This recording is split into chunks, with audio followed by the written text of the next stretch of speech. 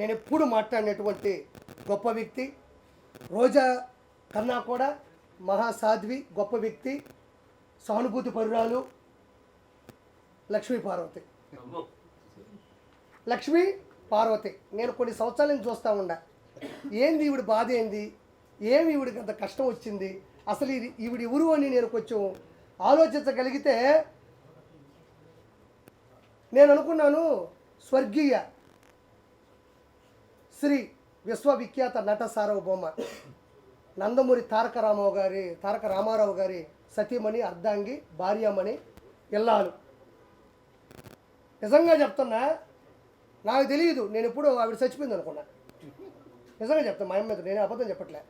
NT Ramarao గారు చనిపోయిన సందర్భం ఏంది, నిజంగా అంత గొప్ప వ్యక్తికి ఇల్లాలైనప్పుడు నిజంగా చెప్తున్నా, జీవితం మీద విరక్తి పొందాల. స్వర్గీయ ఎన్టీ రామారావు గారికి ఇల్లాలైన తర్వాత ఆయనతో గడిపిన క్షణాలు, మధురానుభూతులు, ఆ సన్నివేశాలు, ఆ సందర్భాలు తలుచుకుంటూ అంత గొప్ప వ్యక్తికి చివరి రోజుల్లో నేను ఉండగలిగాను అని నేను ఆడమనిషిగా పుడితే మాత్రం ఇట్లా ఆలోచిస్తా. ఏమనంటే సాలు అని, లేకపోతే ఇదేం కర్మ ఇది, అక్కడ పదవి పోయింది కదా అని చెప్పేసి ఈరోజు జగన్మోహన్ రెడ్డిని పట్టుకొని నా కొడుకు అంటుంది. నేను ఒకటే చెప్తాను లక్ష్మీపార్వతికి, ఇద్దరు కలిసి కూర్చోండి, కొడుకు దిద్దిన కాపురం సినిమా చేసుకోండి. కొడుకు జగన్మోహన్ రెడ్డి, అమ్మెవరు లక్ష్మీపార్వతి. లక్ష్మీపార్వతికి గౌరవం అనాలని అందరూ అంటారు. రోజాని అన్నాం, ఈవిడ్ని అన్నాం. ఎందుకంటే కేవలం మన విశాఖపట్నంలో ఒక హెల్త్ యూనివర్సిటీకి, విశాఖపట్నం కదా, విశాఖపట్నంలో ఒక హెల్త్ యూనివర్సిటీకి నందమూరి తారక రామారావు హెల్త్ యూనివర్సిటీ, విశాఖపట్నం క్షమించండి ఏమనుకోదు, పర్లేదు, దీనివల్ల ప్రపంచం మునిగిపోదు. వాళ్ళు చేసిన అక్రమం కన్నా ఇది పెద్దప్పుడు.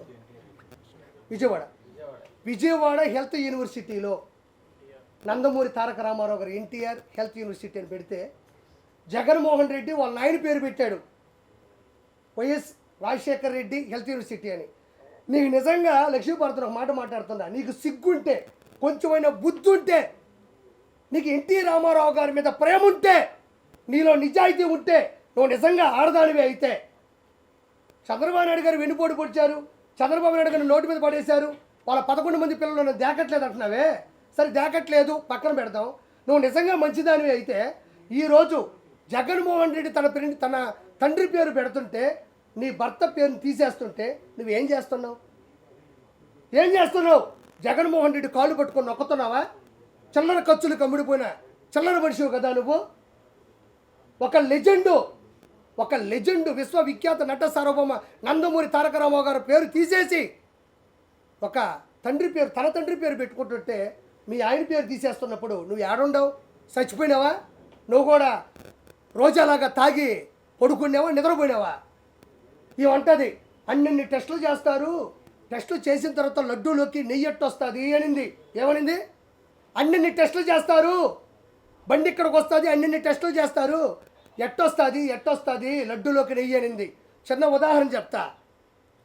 విశ్వవిఖ్యాత నట సార్వభౌమ 243 చిత్రాల్లో నటించినటువంటి కథానాయకుడు, తెలుగోడి ఆత్మగౌరవాన్ని ప్రపంచానికి చాటి చెప్పిన వ్యక్తి, 9 నెలల్లో పార్టీ పెట్టి పార్టీని గెలిపించినటువంటి శక్తి, మంది మార్బలం, బలం బలగం, అద్భుతం అద్వితీయం అయినటువంటి కుటుంబం కలిగిన శ్రీ ఎన్టీఆర్ గారి లైఫ్లోకి నువ్వు ఎలా వచ్చావో అక్రమంగా లడ్డూలో కూడా నెయ్యి అలానే వచ్చింది.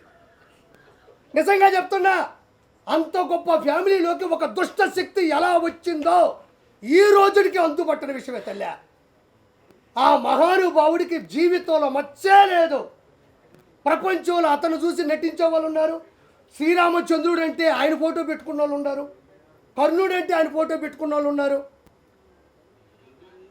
చంద్రుడు అంటే ఆయన ఫోటో పెట్టుకునే పరిస్థితులు వచ్చినాయి, శ్రీకృష్ణుడు అంటే ఆయన ఫోటో పెట్టుకునే పరిస్థితులు ఉండి అంత గొప్ప కుటుంబాన్ని సృష్టించిన వ్యక్తి జీవితంలోకి నువ్వెలా అయితే అక్రమంగా దుష్టశక్తిలా వచ్చావో అదే అద్భుతమైన ఎన్టీ రామారావు గారు లాంటి లడ్డులోకి నీలాంటి దుష్టశక్తి జంతువు కొవ్వు వచ్చింది. అంతంత కుటుంబం ఏంది, అది ఎంత పెద్ద కుటుంబం, నువ్వే ఆనించి దాపురించినావు.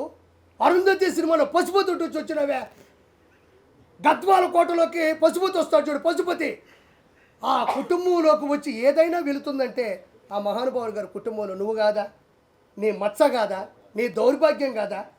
ఎన్టీ రామారావు గారు లాంటి వ్యక్తి మరణించిన తర్వాత నాకు ఇప్పటికీ అర్థం కాదు, ఆ మనిషి ఆ రోజు ఎట్టుందో ఈ రోజుకి ఎట్టే ఉంది. బరిగూట్లు కట్టేసేప్పుడు గోటా ఉంటుంది చూడు, చూసారా? గోటం గట్టిగా ఉంటుంది, మన ఎద్దులు కట్టేసేప్పుడు గోటం ఉంటుంది. ఆ గోటం ఉన్నట్టుండవు కానీ అయ్యో ఆ మహానుభావుడు చనిపోయాడే, అంత గొప్ప వ్యక్తిని నేను కాపాడుకోలేకపోయానే, అంత గొప్ప వ్యక్తి.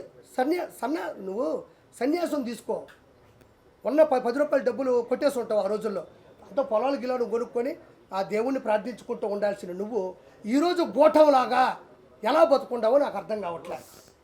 ఎవరైనా, నేను నిజంగా చెప్తున్నా, అంత గొప్ప వ్యక్తులు కోల్పోయినప్పుడు అది పిల్లల కన్నా కూడా, కుటుంబ సహచరుల కన్నా కూడా నీకు ఎక్కువ ఉండాలి. నీకు ఆడా కోశం ఉండదు, మంచిగా స్టిక్కర్ వేసుకుంటావు, బాగా తిరుక్కుంటా ఉంటావు, జగన్మోహన్ రెడ్డి నా కొడుకు అంటావు. ఇది ఒకటి. దాని తర్వాత ఇదే లక్ష్మీ పార్వతి. ఈ లక్ష్మీ పార్వతి ఎవరైతే ఉన్నారో ఈ మనిషి పదవుల కోసం ఆరాటపడే వ్యక్తి. ఇప్పటికి కూడా 3 లక్షలు 4 లక్షలు జగన్మోహన్ రెడ్డి డబ్బులు వేస్తాడు. భర్త మీద ప్రేమ ఉన్నట్టు వలకపోస్తుంది, ఏడస్తుంది. యూనివర్సిటీకి పేరు తీసేస్తే మాత్రం ఏమాత్రం పట్టించుకోదు. జగన్మోహన్ రెడ్డి కొడుకు చెప్పు. నేను చెప్తున్నా, నువ్వు చేసే పనులకి, నువ్వు చేసే చేష్టాలకి, నువ్వు క్రియేట్ చేసిన పరిస్థితులకి, నీలో ఉన్న అవినీతికి, నీలో ఉన్న నంగనాచి తత్వానికి తెలియక పాపం నీ తల్లిదండ్రులు లక్ష్మీ పార్వతి అని పేరు పెట్టారు. ఎంత పెద్ద పేరు అయ్యాదే, లక్ష్మీ పార్వతి. హిందువుల్లో ఒక పేరే ఇది గొప్ప అనుకుంటే ఇలాంటి నంగనాచిక అలాంటి పేర్లు పెట్టాల్సి వస్తుందంటే వాళ్ళ తల్లిదండ్రులే నిన్ను చిన్నప్పుడే చంపేసి ఉండేవాళ్ళు. లేదంటే ఆ పేర్లు పెట్టకుండా నంగనాచి, నన్ను నమ్ముకో, ఉన్నదమ్ముకో, ఇలాంటి పేర్లు పెట్టి ఉండేవాళ్ళు లక్ష్మీ పార్వతికి. అంటే ఈవిడ గురించి అందరికీ తెలిసిందే, చాలా తెలియాలి. ఈ రోజున కూడా బతికి ఆ కుటుంబం పరుగు తీసే ఏకైక వ్యక్తి ఎవరైనా ఉండాలంటే ఈ మనిషి. ఆయన పట్టుకొని వాడు గీడు అంటది అంటే కేవలం ఏమీ లేదు. ఆ రోజుల్లో ఈవిడ నుంచి కుటుంబాన్ని కాపాడడంలో చంద్రబాబు నాయుడు గారు ఏదైతే మంచి పని చేశాడో, ఎంతైతే గొప్ప పని చేశాడో, ఆ పనిలో ఈవిడ నలిగిపోయింది. ఈవిడ అనుకున్నటువంటి ఆటలు సాగల. అందుకని చంద్రబాబు నాయుడు గారు ఈవిడికి వ్యతిరేకి.